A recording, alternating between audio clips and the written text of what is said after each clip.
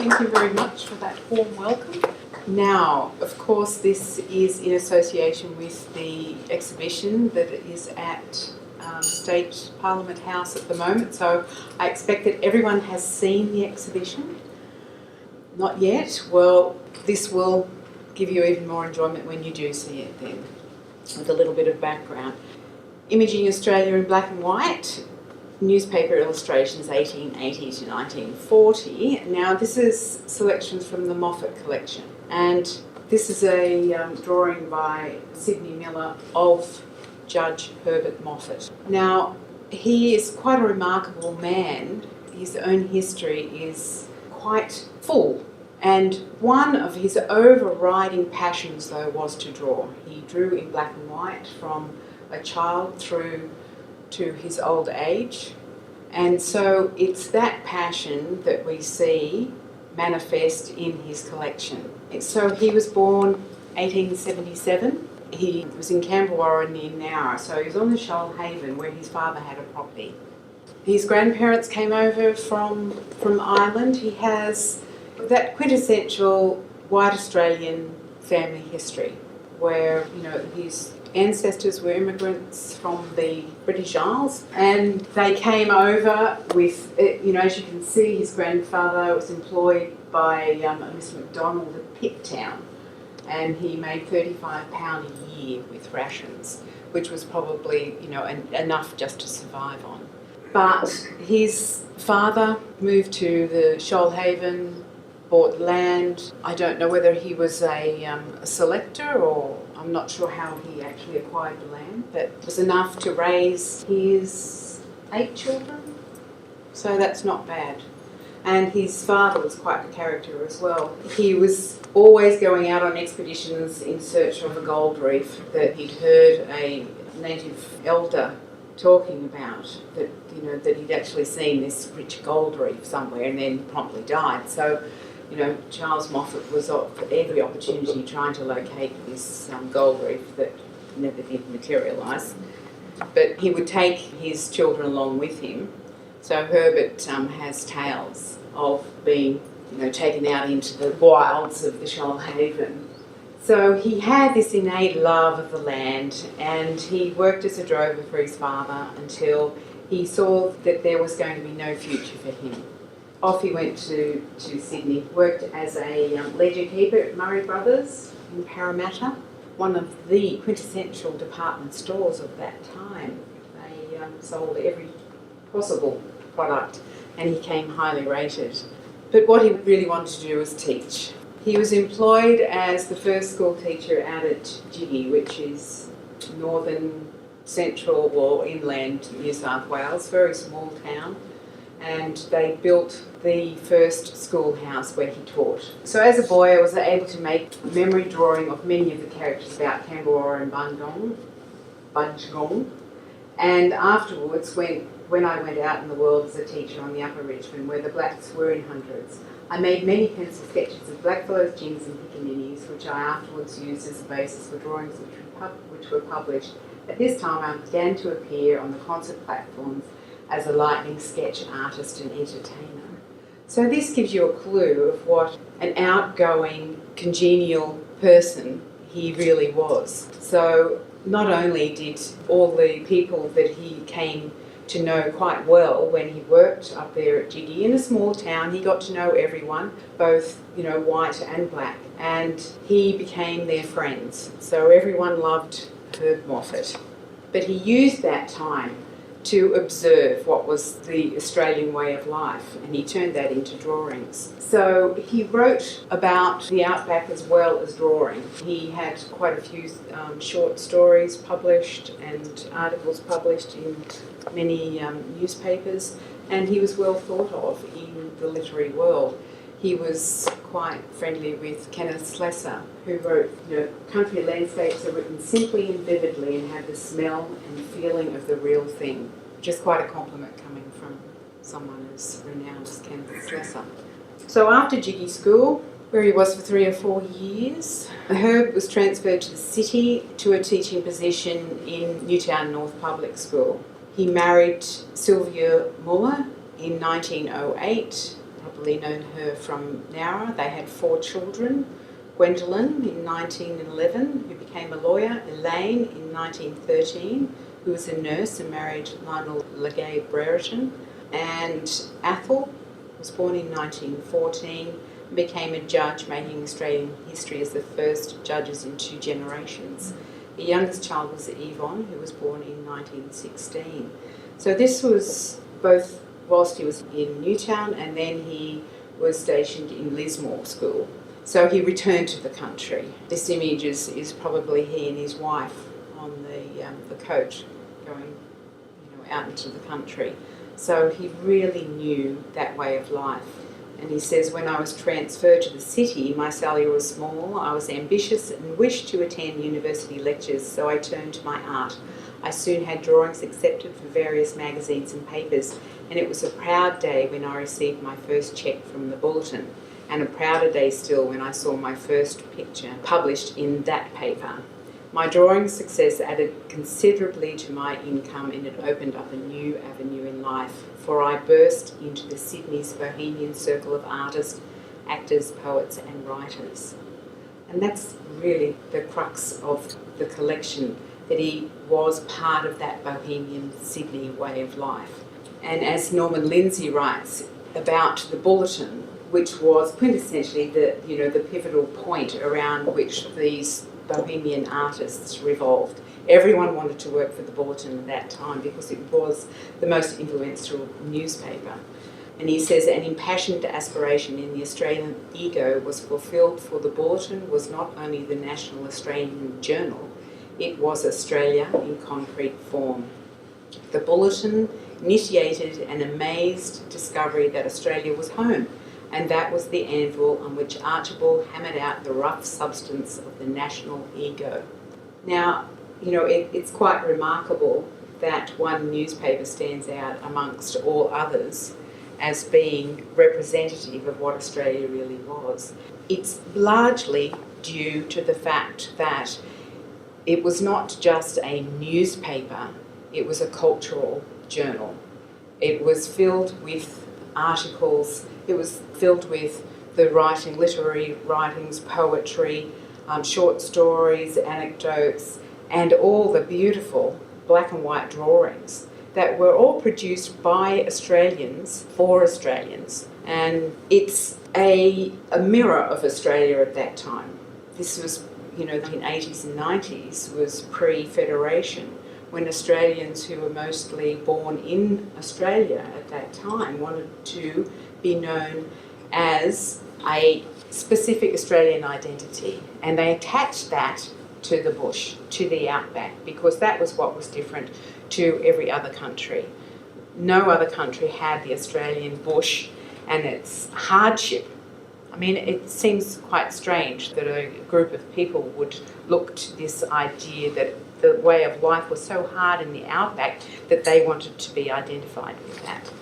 But it is so much a part of all these artists, and this is just giving you a little background of Herbert Moffat and his absolute joy in working with all these other big name artists at the time. They would go down after payday at the Bulletin, they'd go down to the pub and, drink and talk together. And it was probably a time when these notions of identity were constructed between them, and they would come away with these new ideas of how to express that in poetry, in stories and in images. These were all quite outgoing, creative men, because it was at a time when women were not included in that social spectrum.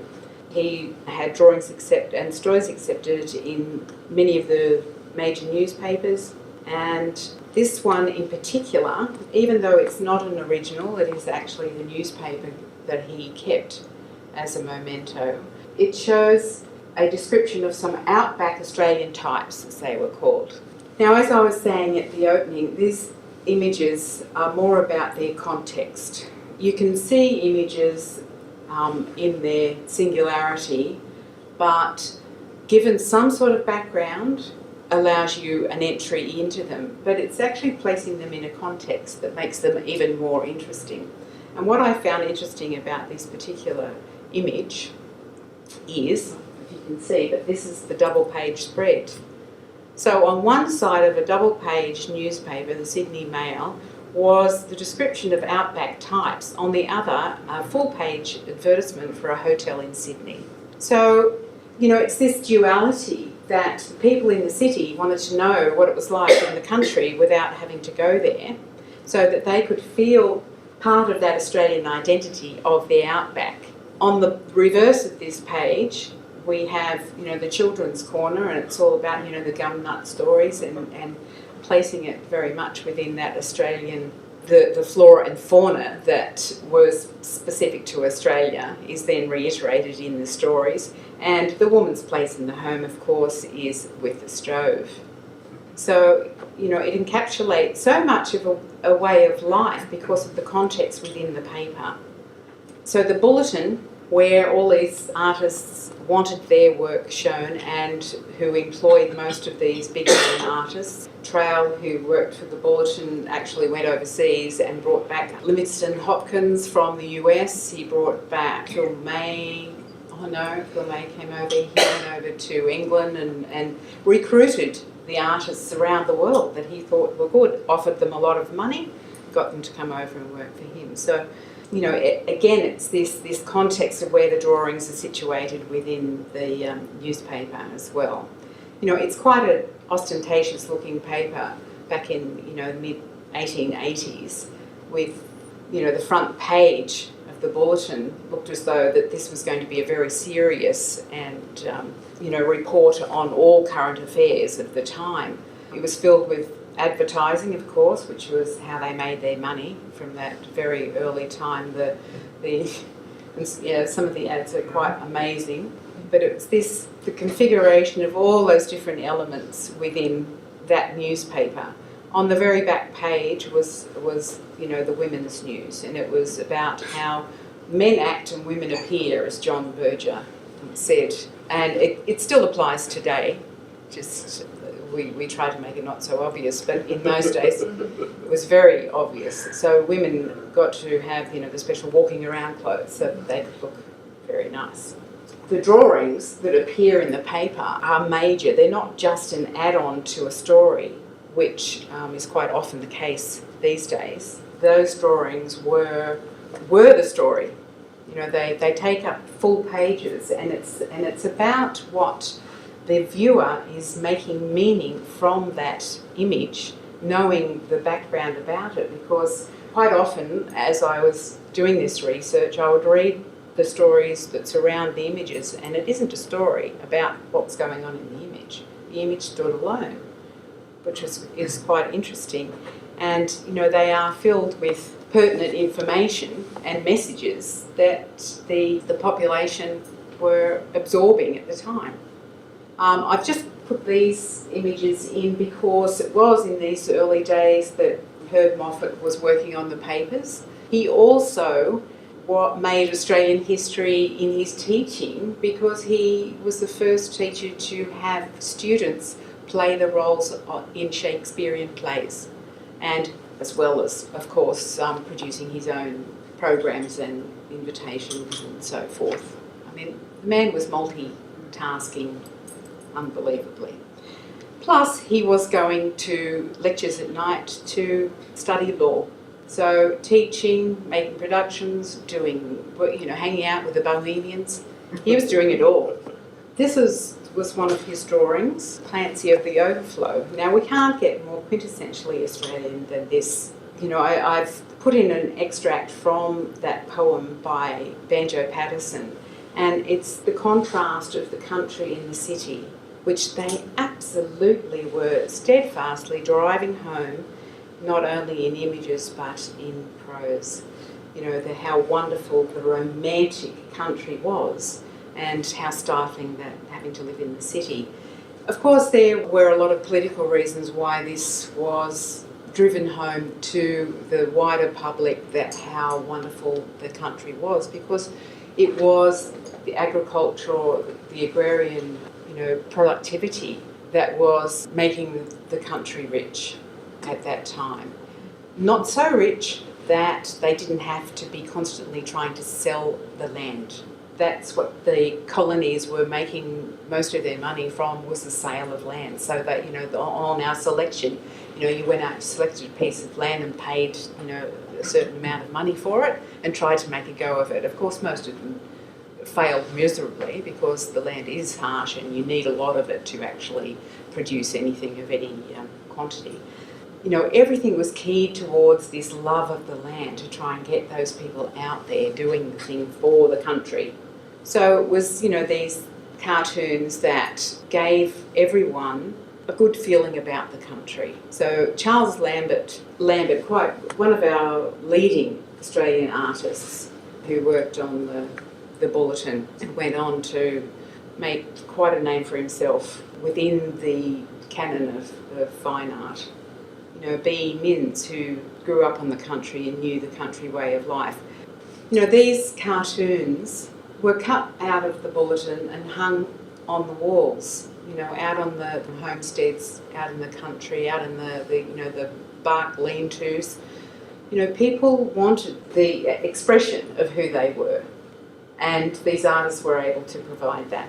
The Aboriginals it was believed that they were denigrated through the newspapers. They were thought that as a race they would not survive. It was quite commonly known at that time. It was inevitable that the Aboriginals would eventually die out. But through my work with this collection, in all the cartoons, comic drawings about the Aboriginal people, they all come through with some sort of this underpinning respect for the Aboriginal people, in that the Aboriginal people saw the humour in what was going on. They're the ones that thought that, the white people and the white ways were weird and, why would you bother doing that? It was quite interesting, and it had a backlash in the Bulletin and their anti-imperialist stance, pro-national, also fed into this idea that the ways of the British Empire and their very stodgy, class-fixated and ways of expressing themselves in this hierarchical manner were not what Australians wanted. They were trying to get rid of that and go back to egalitarian ways where everyone was equal. And so a good way of showing that was actually via the Aboriginals through their eyes and how they saw this odd behaviour that the British had brought over to this country. The images are a way of trying to see some humour in the most dire of situations as well. This cartoon from Fred Least in 1903, there was a major drought that far worse than what we see, because there was no support for these farmers. There were so many different things. There were rabbits, there was prickly pear, there was less aid in order to underpin these people that were trying to live on the land. They just lost everything. So, this underlying humour that, we can laugh at ourselves became very quintessentially Australian characteristic as well. Norman Lindsay in his very stark representations also hits the nail on the head. Frank Mahoney, who came from the country also. I must say that this cartoon of his, Polo Made Useful, Settling the Rabbits in the Riverina, is my favourite. It's reminiscent of what people have been doing with the cane toads. I looked at that and went, oh, isn't that what they do with cane toads now? So, it's such a cheeky way of expressing this problem that was absolutely overwhelming. We hear about the rabbit-proof fence which they tried to put up to protect Western Australia. An amazing feat. Of course, it didn't protect Western Australia.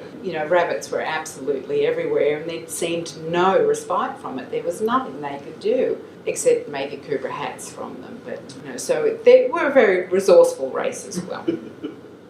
It was this tongue-in-cheek disparaging of those British ways. But, one of the reasons that there was a rabbit problem was because the British had brought them over for sport. Not the only reason, but one of the reasons. So it was a way of poking fun at the British as well. Now, there were a collection of drawings that focused on drinking.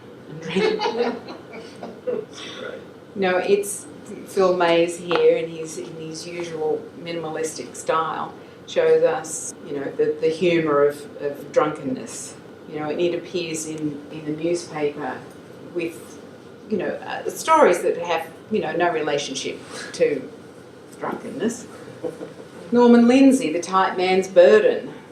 An exquisite drawing in the way that he's rendered this drunken, well, one drunk and the other trying to, being used as a stand. But, his line, the way he's used his lines and colouring that give that still image motion in that, you can just really feel the way that fellow is staggering, in that space.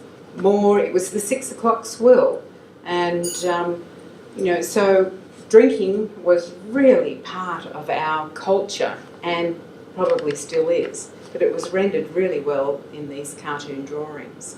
Even to the fact that, Gladstone was actually lost his prime ministership in the UK because he brought in a tax which increased the price of beer and alcohol. And this was reported on here. We still reported on international affairs. Again, it's this, repetitive image of the bar, of drinking. But then it was a changing time. Modernity happened through this time. It wasn't only, around federation and the colonies being federated into one nation. We also were dealing with modernity, a very new country that was already in this, seemed like spiralling out of control, social and cultural reorganisation. Very fast moving, technology. So we think technology is changing quickly now. It must have seemed supersonic at that time. Moffat here sees his father walking into town. He was riding a horse, but in the future they're in their fast cars. This is a fabulous drawing that depicts that fast change.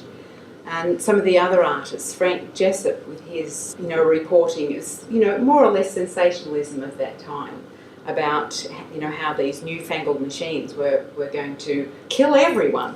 It was then the Roaring Twenties in between the two wars where, money was no problem.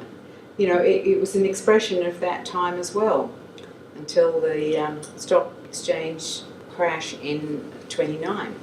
Now, Thea Proctor, our only woman representative, she was a modernist. She knew what was happening within the community, within the home. She wrote for the Home magazine.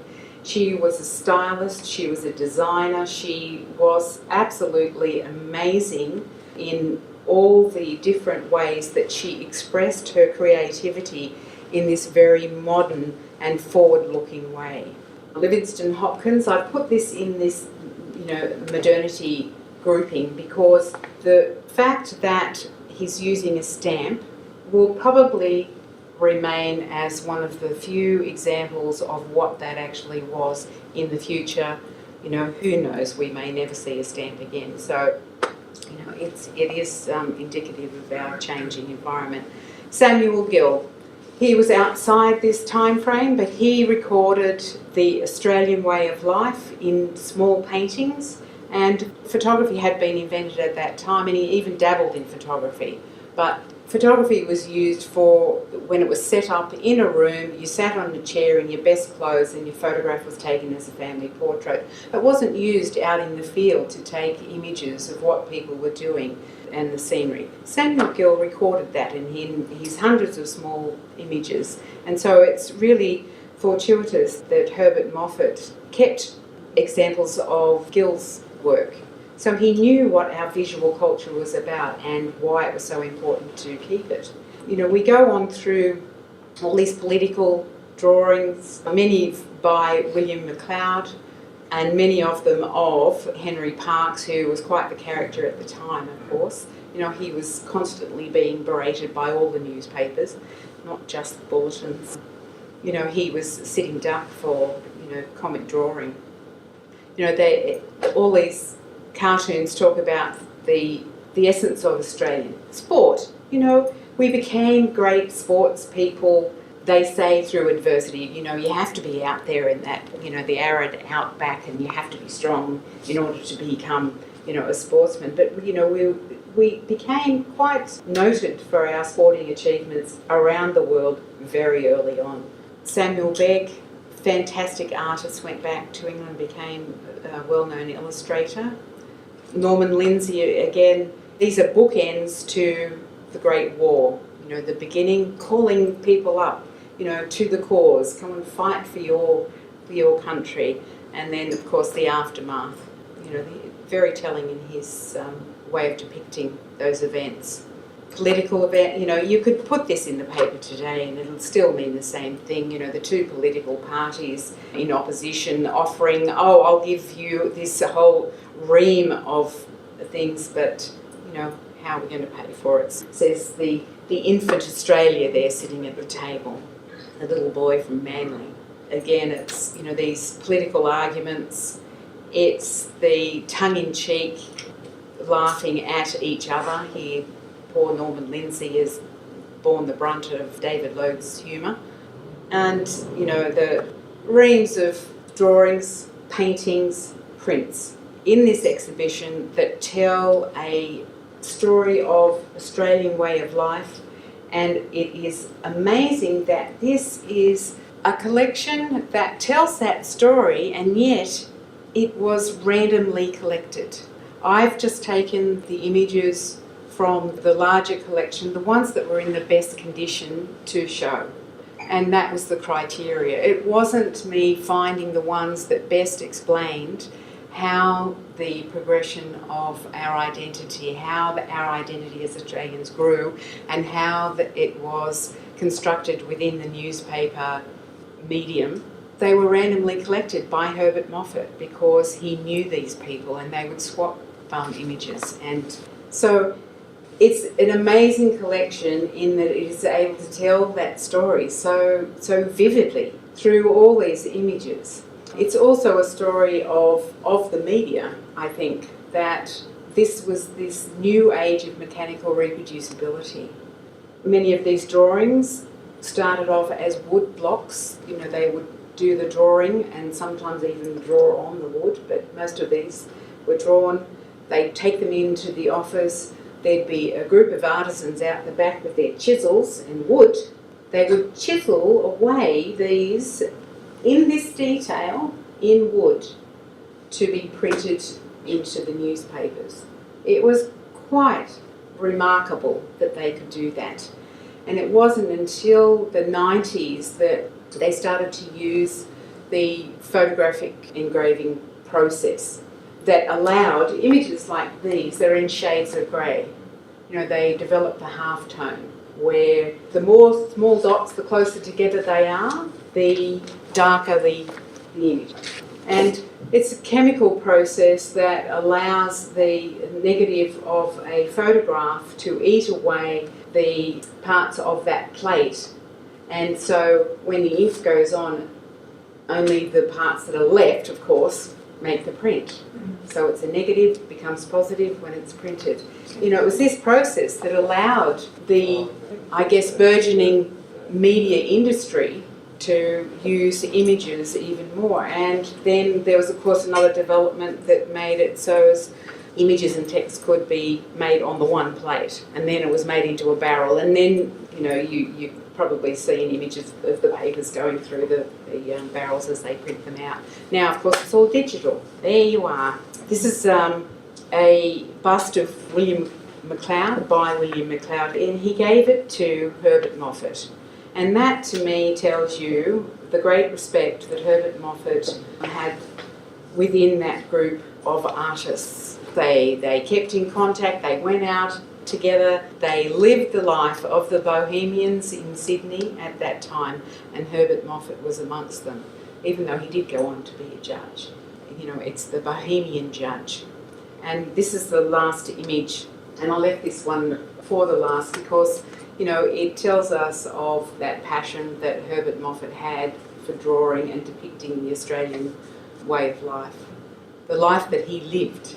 not just the one that he wanted to tell to the world. A lot of these bohemian artists were city dwellers, and they actually went on an expedition one time out into the bush so that they could have a look at what the bush was really like.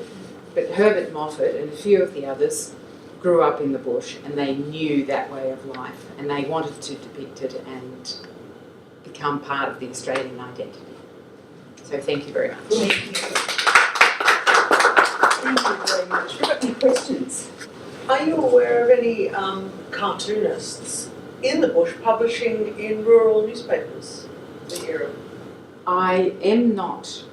I'm not aware. I'm sure that there would have been from the material that I've researched, which was specific to the Sydney Bohemian artists.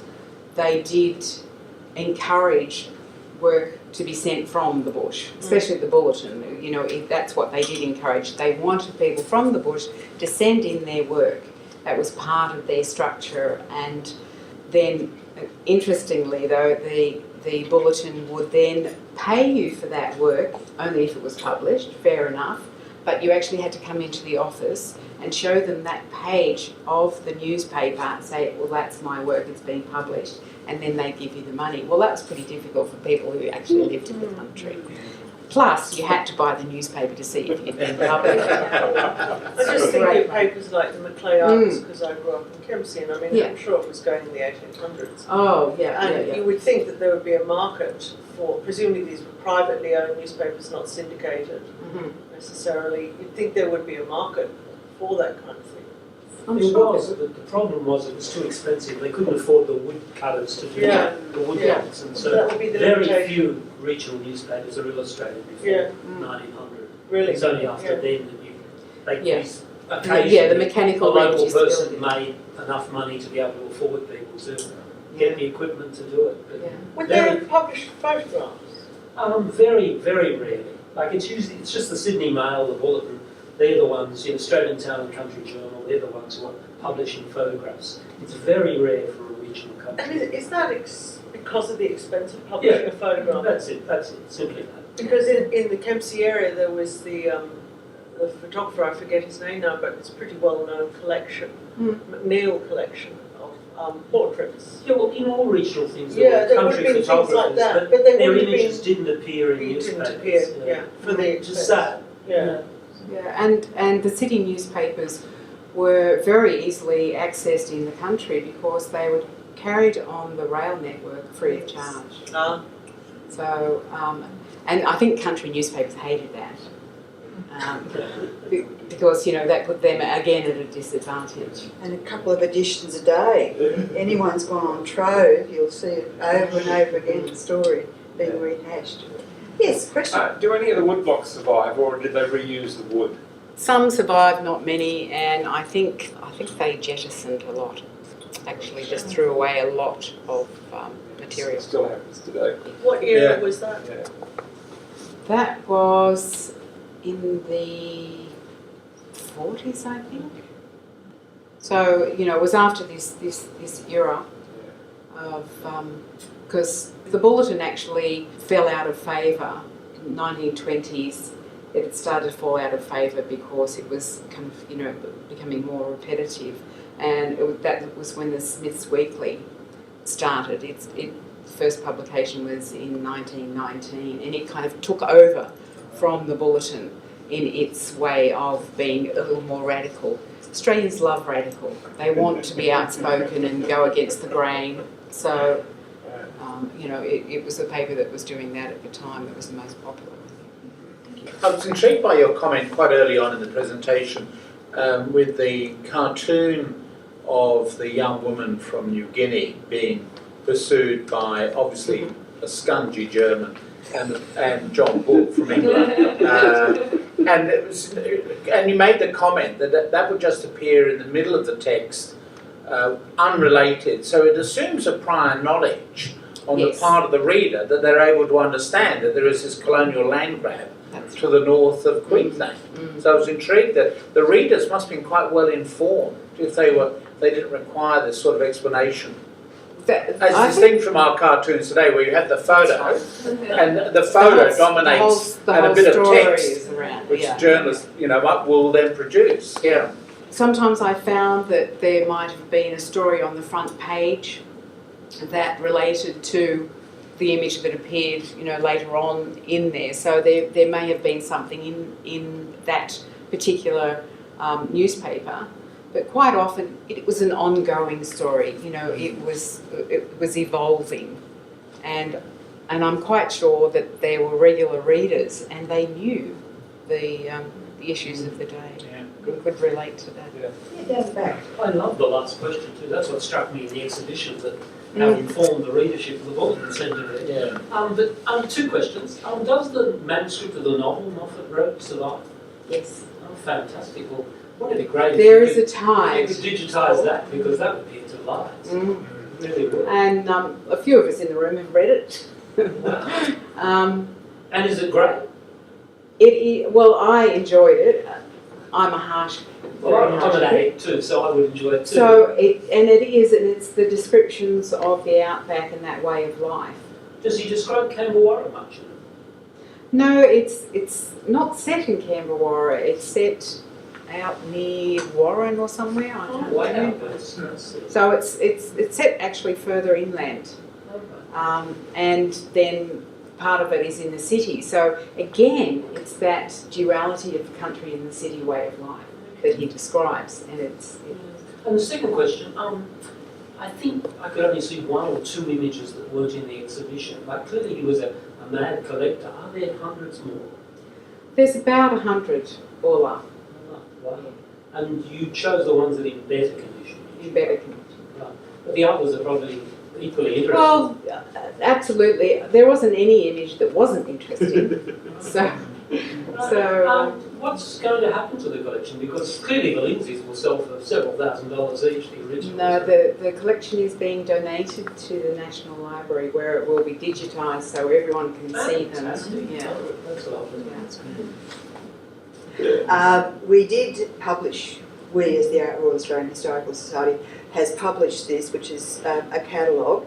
Now, on the night of the exhibition opening, they were being given away free, but we're now selling them because we're trying to raise money, and anyone who knows any of the councillors will know that we're desperate to do a building extension here on the back of this, which is the modern part, not the old part. And everything that we can think of is a way of raising money. And one of the things that we want to do is to raise money through the sales of this publication I should say. And tonight it's $30. It would be $40 if you were buying it directly from the RAHS, but because you're here, it's $30, and that money will go towards the building work. That's what we're aiming to do. We discuss how many millions we will need to raise. So I can assure you that this will only be a drop in the ocean, but nevertheless it will help. And we're very proud that we have that association with these cartoons, because it is a significant collection, and we're very pleased to be involved with having the book published, because the book, as with all books, will endure. And the collection will endure at the National Library through the digitisation, but of course this gives you your personal copy that you can look at any time of the day or night. Yes, Catherine. So if I could just add, for any of your friends or colleagues who miss it, we're fortunate that the Margaret Whitlam Gallery in the University of Western Sydney has agreed to take the exhibition for 4 months. 4 months, yes. It's free up at Hume State Parliament, it's free out in Western Sydney. Nowra, where Herb Moffat was born, Camberwarra, will also have it in the Regional Gallery, and then it all goes to the National Library. And we're hoping to have another, well, if Janine's available, it is, perhaps another lecture out at Parramatta. It'll be at Parramatta for 4 months. For Janine, I think it's been a labour of love. I hope it has. Certainly has. So, and it's been terrific for us, really. So thank you very much. And I do urge you, think of it as being an early Christmas present. Any more last questions or comments? Please join me again in thanking Janine for the talk and Catherine for staying here.